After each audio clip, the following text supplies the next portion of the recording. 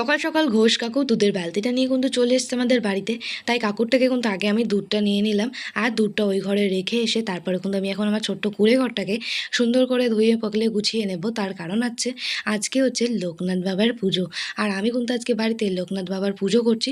তো সেই জন্য কিন্তু আজকে আমাদের বাড়িতে পুরো ফুল নিরামিষই রান্না হবে। তো তাই জন্য কিন্তু ঘর বাড়িগুলো আগে পরিষ্কার করে আমি মুছে নিচ্ছি। তো ওই ঘরগুলো সকালে আমি গুছিয়ে নিয়েছিলাম। আর আমাদের বাড়িতে যে কোনো পুজো আচারের দিনেই কিন্তু ফুল নিরামিষই রান্না করা হয়, কারণ পুজো আচড়ার দিনে বাড়িতে মাছ রান্না হলে কেমন একটা লাগে জানি না, যারা খায় তারা বলতে পারবে যে পুজোর দিনে মাছ খেলে কেমন লাগে। কিন্তু আমাদের বাড়িতে পুজোর দিনে কোনোদিনও মাছ রান্না হয় না। যতটা পারি আমরা নিয়ম নিষ্ঠা মেনে ভগবানের পুজো করি।